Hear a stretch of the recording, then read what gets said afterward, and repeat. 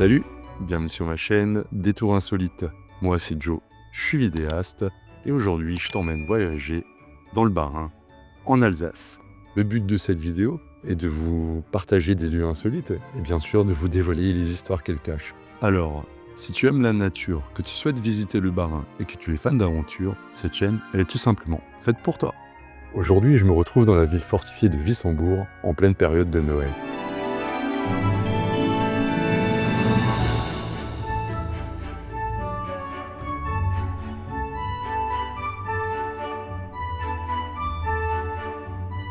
Cette ville sera aujourd'hui le point de départ d'une légende bien présente dans la région. À cette période, les habitants de la région fêtent les fins d'année avec 3 personnages légendaires. Le Saint-Nicolas, patron des écoliers, le Christkindskorn, qui donne des cadeaux aux enfants, ou alors le célèbre Hans Tropf, plus connu sous le nom du Père Fouettard. Or, vous l'ignorez peut-être, mais ce dernier a vraiment existé. Son vrai nom est le chevalier Hans von Trotta, né en 1450. En 1480, il est maréchal des princes électeurs de Palatinat et est récompensé par Philippe le Juste et obtient le château de Berberstein, qui est alors une forteresse imprenable. Il se fait connaître pour sa longue querelle avec l'abbé de l'abbaye de Wissembourg. C'est que Berberstein possède quelque chose de plus, les fameuses dépendances, qui appartenaient initialement à l'abbaye et qui, selon l'abbé, avaient été acquises illégalement. Cela commence à poser problème en 1485, quand Trotta exige encore plus de dépendance. À ce moment-là, l'abbé commence à demander protection au prince électeur. Mais plutôt que d'être protégé, le prince élève définitivement Trotta et lui offre les propriétés à litige. C'est alors qu'arrive le point de rupture entre l'abbé et Trotta. Trotta décide alors de faire construire un barrage sur les eaux de la Wisloter, située en contrebas, ce qui a pour effet de créer un lac artificiel et de priver totalement Wissembourg d'eau. Cette situation déplaît fortement à l'abbé, qui commence à se plaindre. Trotta décide de détruire le barrage et plonge Wissembourg sous les eaux, ce qui provoque une catastrophe économique considérable. On comprend mieux maintenant pourquoi le personnage est aussi présent dans cette ville. Allez, maintenant, place à l'aventure, direction le château de Berberstein. Dans un premier temps, nous allons nous y rendre en voiture. Le château est situé en Allemagne. Ouais, vous avez bien entendu, en Allemagne. Faut comprendre que l'Alsace appartenait à l'époque au Saint-Empire romain germanique. Il est à 22 km de Wissembourg, près de la ville de Dan. Mais avant de m'arrêter au château, je décide de m'arrêter sur un parking non loin de là, pour faire découvrir un petit coin de nature.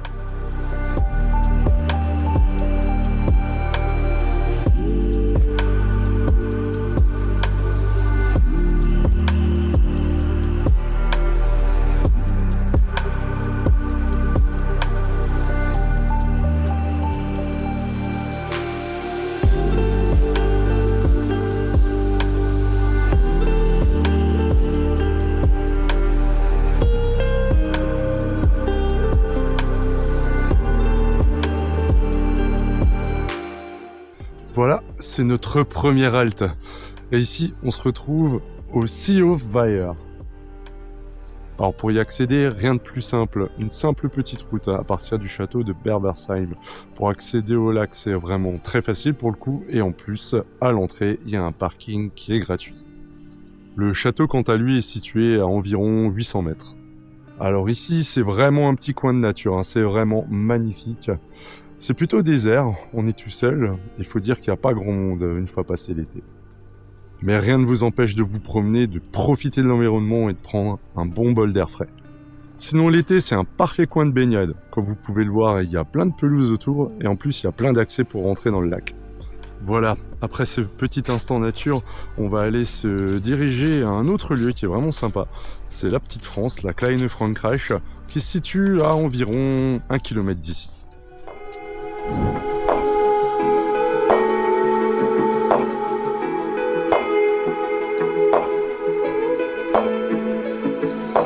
For the first time, we live in a special kind of space. Into the dark, into the white.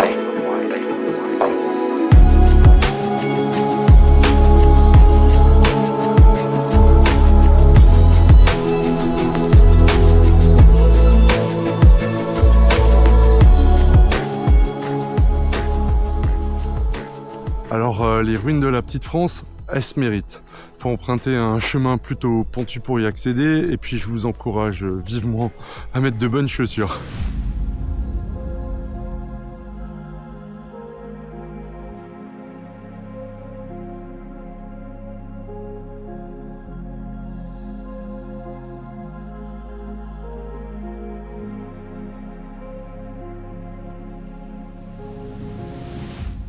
Pour la petite histoire, la Kleine Frankreich, qui veut dire la Petite France, est une ancienne tour défensive qui permettait de neutraliser l'ennemi français, d'où son nom, de la Petite France. Elle était accessible depuis le château via un passage souterrain. Aujourd'hui, la montagne et la tour sont entièrement envahies par la végétation, et comme vous pouvez le voir derrière moi, on voit plus trop la vallée. En revanche, et c'est là que le spot devient vraiment très intéressant, on voit très bien le château.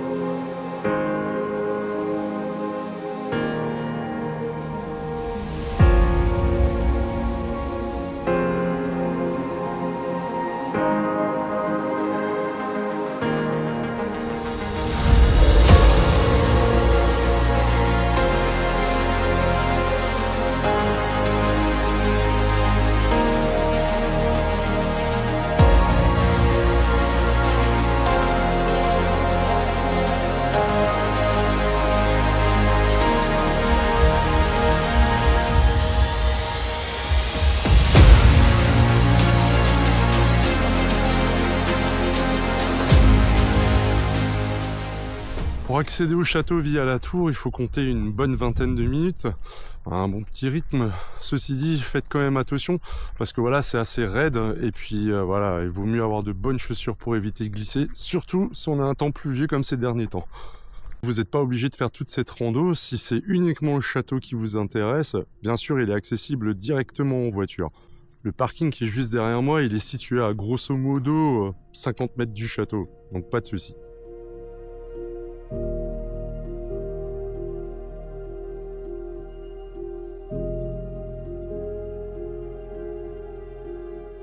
On fait mention de ce château une première fois en 1152. En 1314, il est détruit une première fois par les troupes strasbourgeoises et d'Haguenau. Il sera reconstruit en 1347 et appartiendra à l'abbaye de Wissembourg. Et puis nous revenons au début de cette histoire avec Trotta qui en devient le propriétaire en 1485. En 1545, c'est les Fleckenstein qui en prennent possession et qui le gardent jusqu'en 1637. En 1591, il est une nouvelle fois détruit, mais cette fois par la foudre.